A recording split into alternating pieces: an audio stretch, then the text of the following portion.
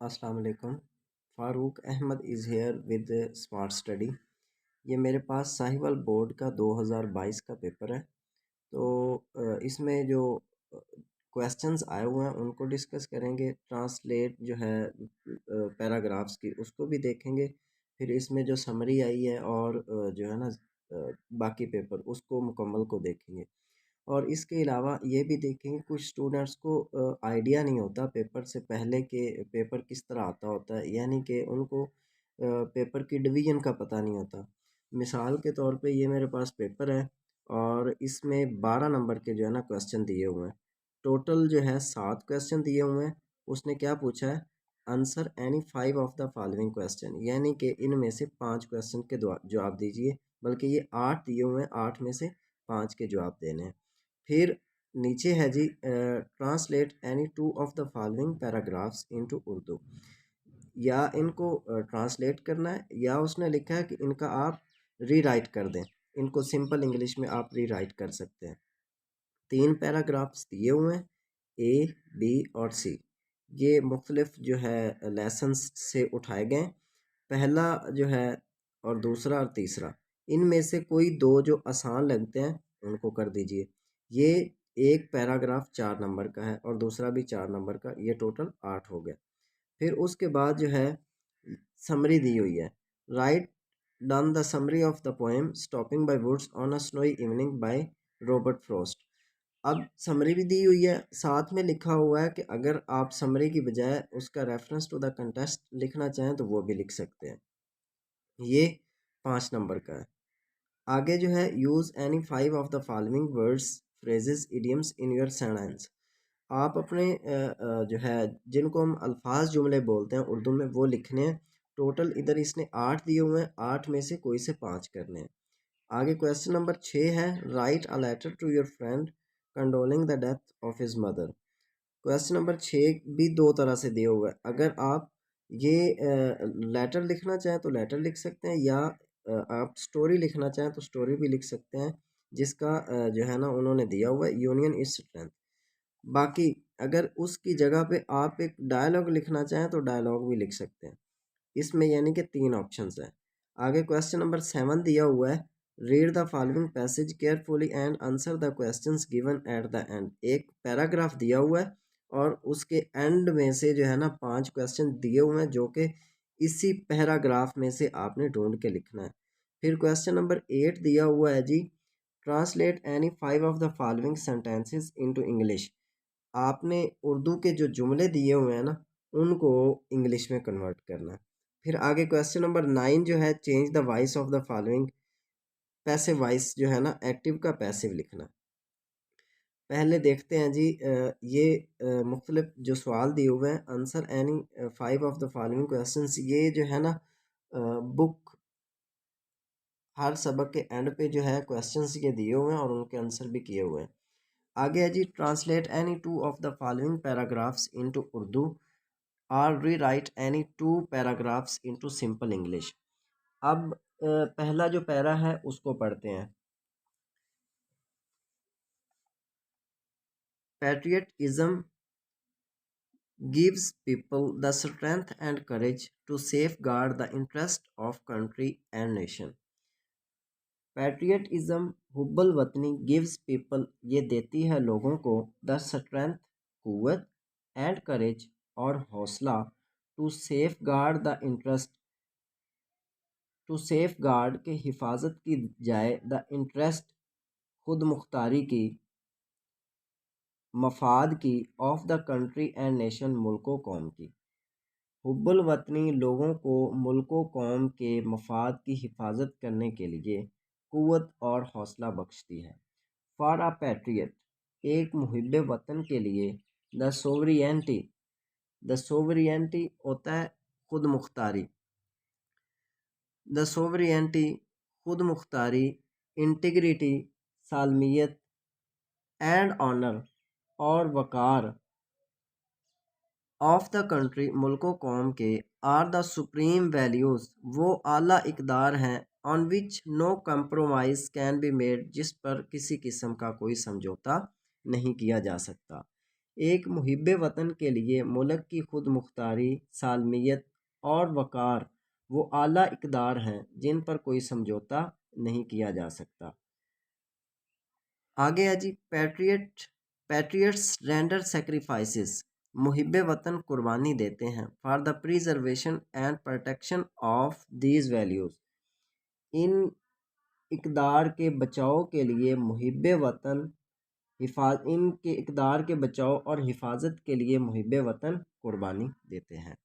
आगे second paragraph है जी, something needed to be done, कुछ ना कुछ करने की ज़रूरत थी। Something needed to be done, कुछ ना कुछ करने की ज़रूरत थी। I could not leave my patient, मैं अपनी मरीज़ा को छोड़ नहीं सकती थी। फाइटिंग अ लॉस्ट बैटल, कि वो जो एक हारी हुई जंग को लड़े, ऑन हर ऑन, खुद ही। मैं अपनी मरीज़ा को हारी हुई लड़ाई खुद लड़ने के लिए तन्हा नहीं छोड़ सकती थी।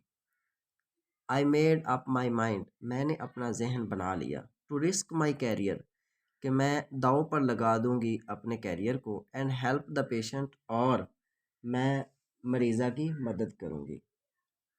मैंने फ़ैसला कर लिया कि मैं अपनी मुलाजमत दांव पर लगा दूंगी और इस मरीज़ा की मदद करूंगी। आगे है जी, I requested the senior doctors, मैंने सीनियर डॉक्टर से रिक्वेस्ट की, दरख्वास्त की।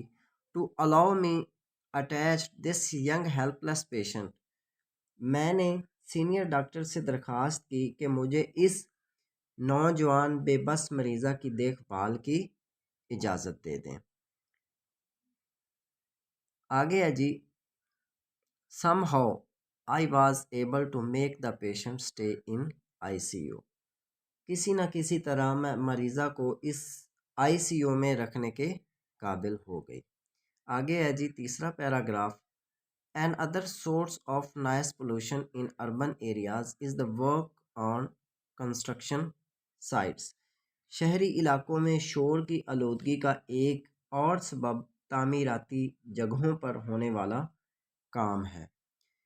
आगे है जी, constructions work in urban areas is usually slow and time consuming, कहता है कि शहरी इलाकों में तामीराती काम आम तौर पर सुस्त और वक्त बर्बाद करने वाला होता है।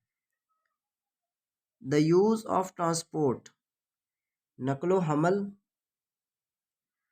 एंड इक्विपमेंट और सामान एट कंस्ट्रक्शन साइट्स, तामीराती जगहों पर, नकलो हमल और तामीराती जगहों पर इस्तेमाल होने वाला सामान। Its grilling and piercing sound is a big source of noise pollution, कहता है कि जी नकलो हमल और तामीराती जगहों पर इस्तेमाल होने वाला सामान और छीदने और सुराख करने की आवाज़ भी शोर की आलूदगी का सबब बनती है।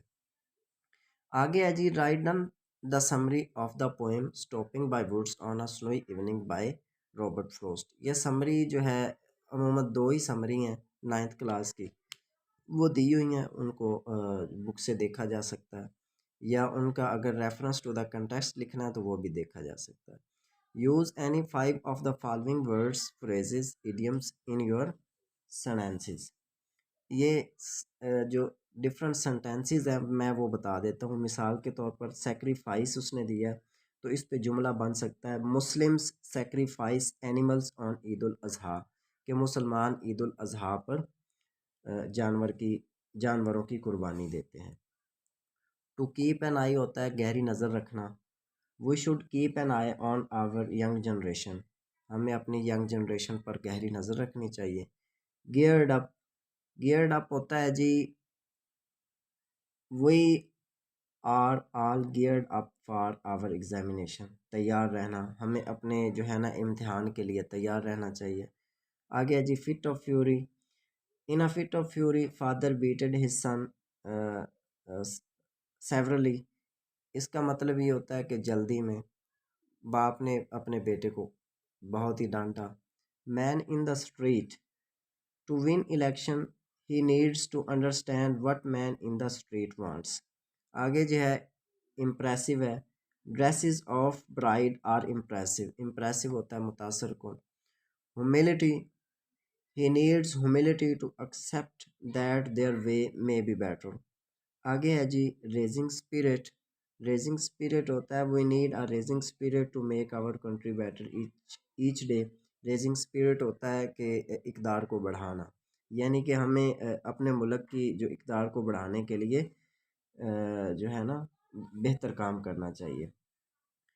आगे लेटर दिया हुआ है, write a letter to your friend condoling the death of his mother. मेरे पास बेहतरीन नोट्स हैं लेटर्स के, एक लेटर का स्केच दिया हुआ है, फिर उससे आगे जो है उनकी फर्दर डिटेल है, तो इंशाल्लाह वो भी आपसे शेयर करेंगे नेक्स्ट वीडियोस में।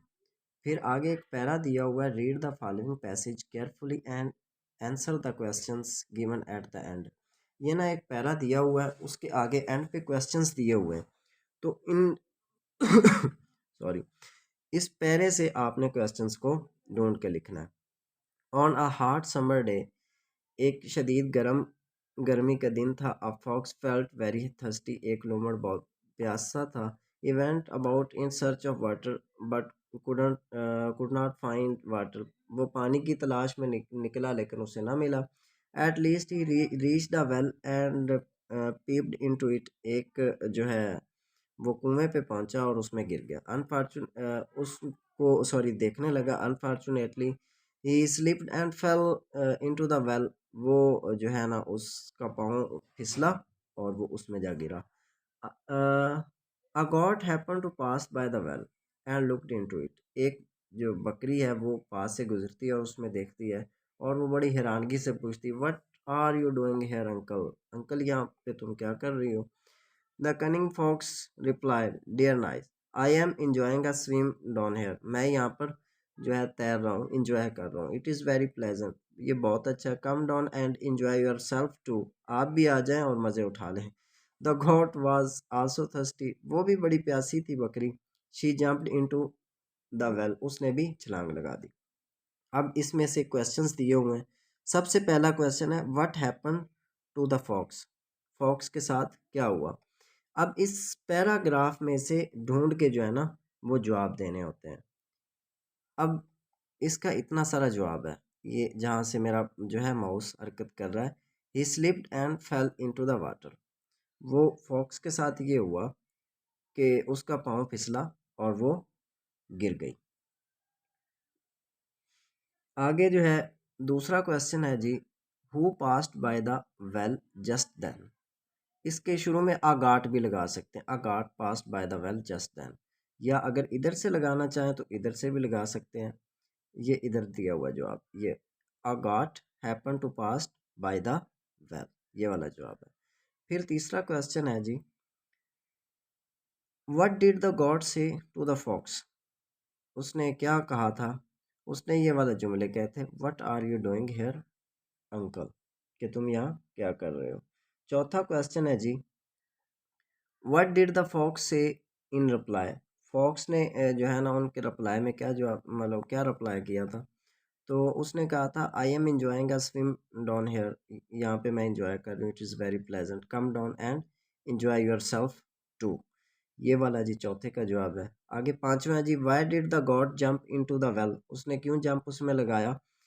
उसका जवाब दिया हुआ है जी, the goat was also thirsty so she jumped into the well, ये भी जवाब हो सकता है। या ये भी हो सकता है कि वो जो है ना उसकी लालच में आ गई थी, ये भी जवाब हो सकता है। बाकी ये लास्ट वाला बेहतर है, ये वाला। आगे जो है इसका जवाब है जी,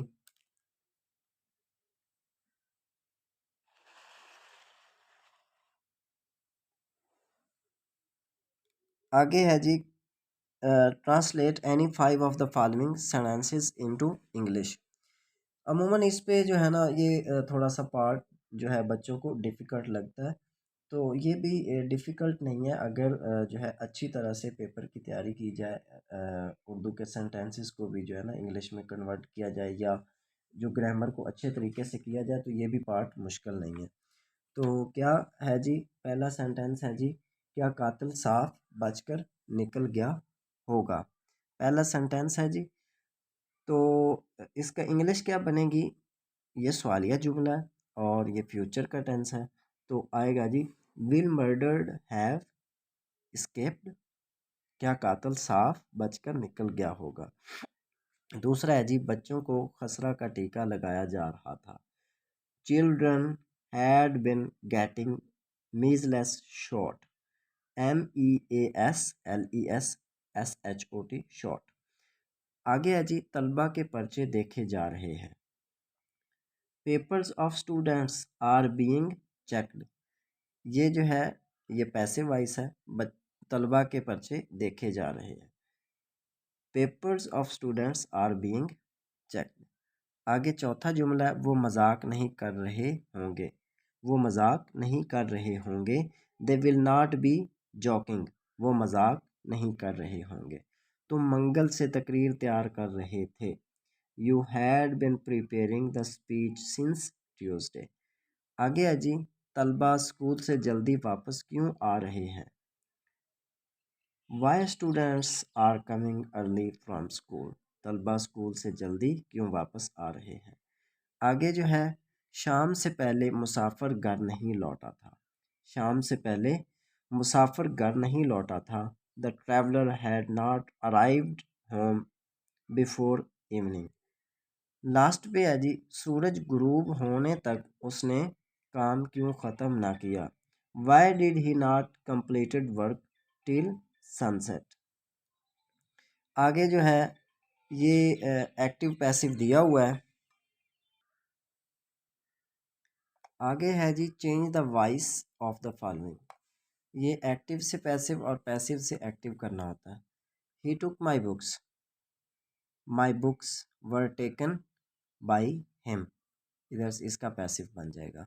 दूसरा है जी why is she mending the chair, why is she mending the chair, इसका बनेगा जी why is the chair being mended by her. ये सवालिया जुमला है, इंटेरोगेटिव सेंटेंस है, तो इसका बनेगा जी why is the chair being mended by her. आगे तीसरा सेंटेंस है जी the snake will have been killed by us, we shall have killed the snake, इसका ये बन जाएगा। आगे चौथा जुमला है जी she gave me 5 films, she gave me 5 films, I was given 5 films by her, इसका पैसिव बन जाएगा। I was given 5 films by her. आगे लास्ट वाला सेंटेंस है जी दे हैड गेन्ड नथिंग, इसका पैसिव बनेगा जी nothing had been gained by them, nothing had been gained by them. तो ये था जी आज का जो है 2022 का पेपर। इंशाल्लाह साहिबा बोर्ड के अलावा बाकी जो बोर्ड्स हैं उनके पेपर्स भी आप तलबा के सामने शेयर किए जाएंगे।